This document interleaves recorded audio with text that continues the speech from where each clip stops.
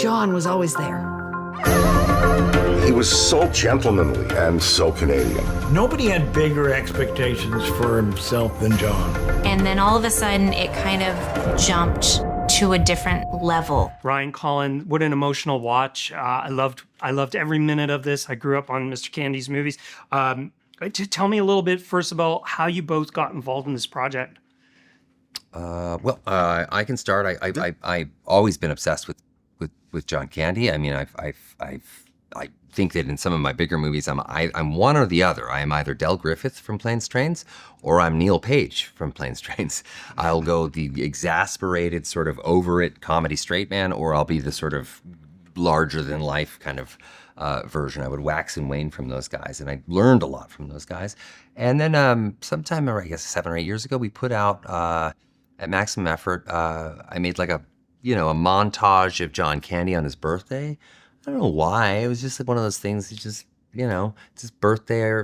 Let's just throw it out there. It's a little montage of his work. It was very moving, set to some of the Dream Academy song score that they used in Planes, Trains. And man, people gravitated toward that. It took off. So it was kind of like a maiden voyage for what could later become a documentary. And that's, years later, we approached Colin about potentially coming on to direct this, and he just felt perfect for it because obviously he's an incredible storyteller, but he also really kind of, I think, has an appreciation, I don't want to speak for you, but has an appreciation for that era and the defining nature of those creators that they had on an entire generation. And storytellers talking about storytelling is always an interesting, experience, I think. Yeah, he reached out and pretty much just said, I don't want to live in a world where there's not a John Candy documentary.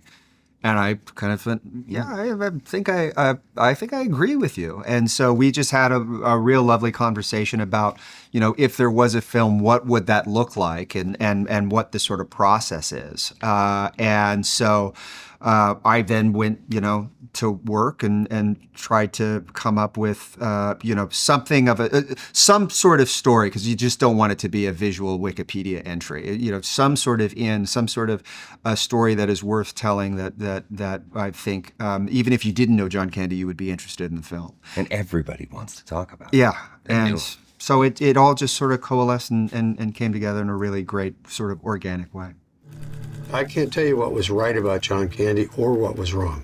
But he was my friend, and I don't want to cry, but when I see him, when you see his face, I mean...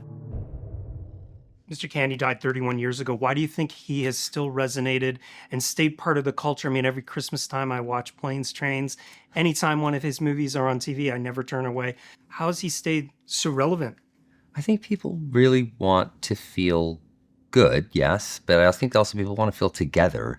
And there's something about John screams togetherness. I think there's we live in the era of extraordinary identity politics, and their identity politics are very poisonous, because it's a binary, it's right, wrong, that kind of thing. And John, had a kind of, he didn't hurt people, he didn't punch down, he was still so funny.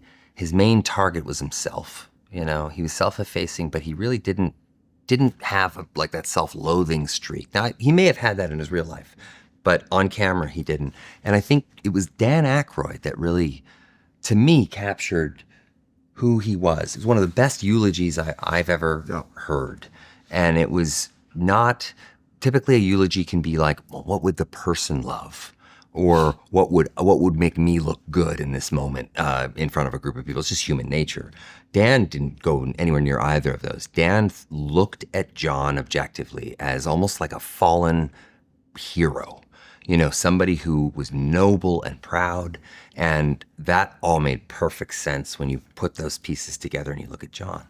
John brought people together, and he did it with authority and leadership and kindness. And I think that is something that is a scarce resource these days. And also the fact that no lazy made a John Candy documentary is beyond me, because it's just like, why hasn't someone done this? That too. Yeah. That too. Who are you? I'm a Mog. Half man, half dog. Gus Polinski, Polka King of the Midwest. Del Griffith, Director of Sales, Shower Curtain Ring Division. This is a lovable guy.